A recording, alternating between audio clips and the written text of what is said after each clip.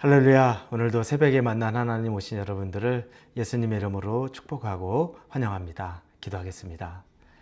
하나님 감사합니다. 하나님이 우리를 말씀의 자리로 불러주십니다. 말씀을 읽고 또 말씀을 듣고 또 말씀을 가슴으로 새기며 결단하며 살기를 원합니다. 우리 안에 은혜 베푸실 하나님만을 기대합니다. 감사드리며 예수님의 이름으로 기도합니다. 아멘. 하나님이 우리에게 주시는 말씀은 열왕기하입니다. 19장 29절에서 37절까지의 말씀 같이 나누겠습니다. 열왕기하 19장 29절에서 37절입니다. 한 목소리로 읽겠습니다. 또 내게 보일 징조가 일어나니 너희가 금년에는 스스로 자라난 것을 먹고 내년에는 그것에서 난 것을 먹되 제3년에는 심고 거두며 포도원을 심고 그 열매를 먹으리라. 유다 족속 중에서 피하고 남은 자는 다시 아래로 뿌리를 내리고 위로 열매를 맺을지라. 남은 자는 예루살렘에서부터 나올 것이요 피하는 자는 시온산에서부터 나오리니 여호와의 열심히 이 일을 이루리라 하셨나이다 하니라.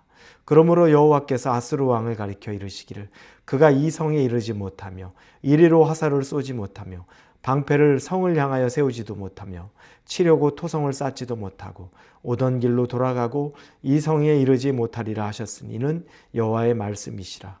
내가 나와 나의 종 다윗을 위하여 이 성을 보호하여 구원하리라 하셨나이다 하였더라.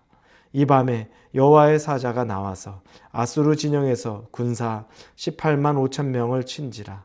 아침에 일찍 일어나 보니 다 송장이 되었더라.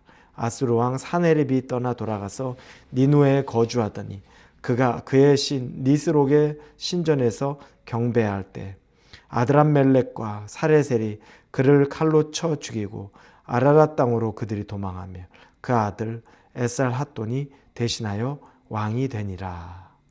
오늘 본문에 보면 하나님의 열심이라는 말이 나옵니다. 하나님이 열심이 있다. 무엇의 열심일까? 우리가 오늘 그런 내용을 좀 보려고 합니다. 우리는 지난 시간에 히스기야가 하나님 앞에 기도하던 장면을 봅니다. 아수르의 왕인 사네립이 두 번에 걸쳐서 위협을 하고 협박을 합니다. 너희들 다 무너지고 망가질 것이다. 그러니까 백성들에게 공표하면서 히스기야 말 듣지 마라. 그가 하나님 믿고 따르면 살아갈 것이라고 하지만 내가 단언컨대 말하는데 히스기야가 거짓말한다. 너희들 나한테 항복하면 내가 너희들에게 포도와 먹을 양식과 땅을 줄 것이니 내 말 들어라라고 협박을 합니다. 그리고 두 번의 협박이 있자 히스기야가 맨 처음에 협박에는 굴복했다가 두 번째 협박에는 이제 마음의 결단을 합니다. 그리고 그 편지를 가지고 하나님의 전에 올라가서 그대로 그걸 펴놓고 하나님 앞에 기도하던 장면이 나옵니다. 그 기도의 마지막에 19절에 보니까 우리 하나님 여호와여 원하건대 이제 우리를 그의 손에서 구원하옵소서라고 기도합니다.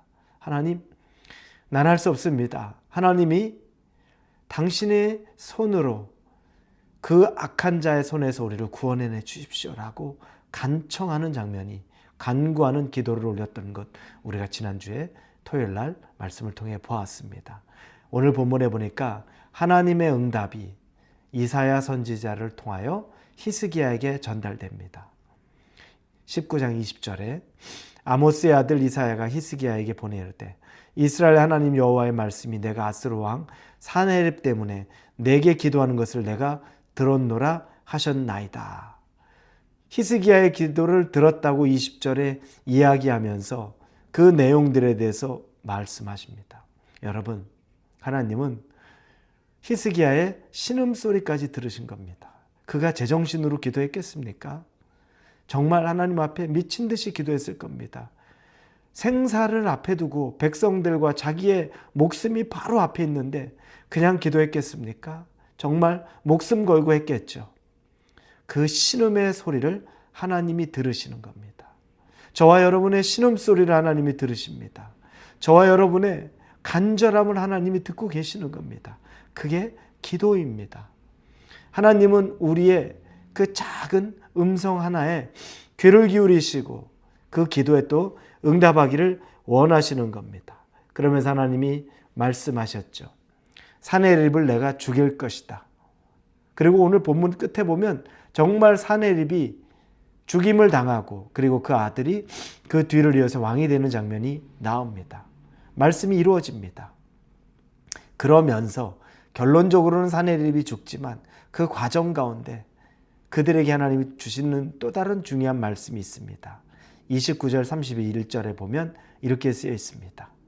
또 내게 보일 징조가 이러하니 너희가 금년에는 스스로 자란 것을 먹고 내년에는 그것에서 난 것을 먹되 제3년에는 심고 거두며 포도원을 심고 그 열매를 먹으리라. 이렇게 나옵니다.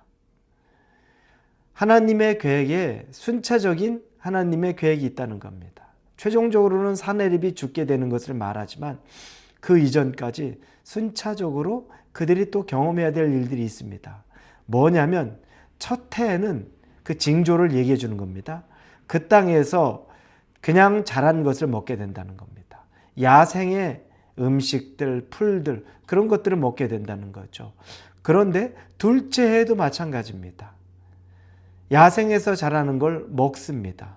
즉 2년 동안에는 경작을 해서 그들이 제대로 된 음식을 먹는 것이 아닌데 야생에 있는 들에 있는 것을 먹습니다.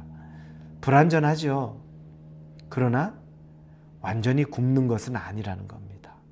여러분, 여전히 하나님이 그들을 불완전해 보이기는 하지만 굶지 않게 보호하시고 인도하신다는 겁니다. 여러분의 삶이 아직 불완전해 보여도 하나님이 여러분의 삶에 굶지 않고 여러분이 먹을 수 있도록 인도하신다는 겁니다. 그리고 그것에 여러분 우리는 감사할 수 있어야 됩니다.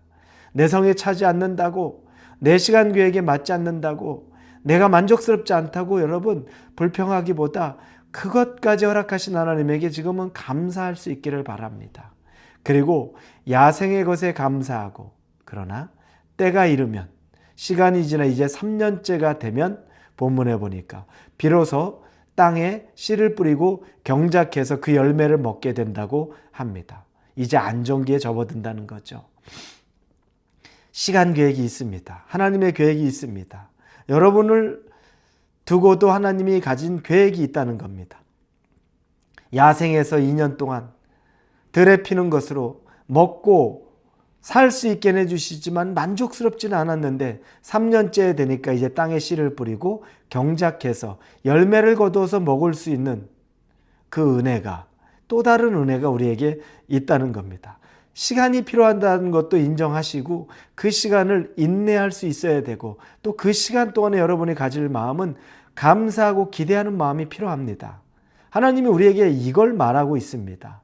여러분, 히스기야에게 하나님이 최종적으로는 사내립이 죽을 것을 말했지만 과정 가운데서는 야생에 있는 것을 먹을 때도 있지만 그러나 3년째가 되면 이제 씨를 뿌리고 경작해서 얻어지는 열매를 먹을 것을 분명하게 이야기합니다.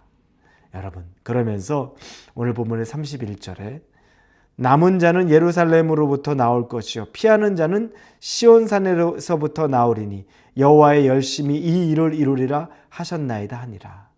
여호와의 열심, 하나님의 열심, 하나님의 그 섬세하고 끊임없고 변함없는 사랑이 바로 하나님의 열심인 겁니다.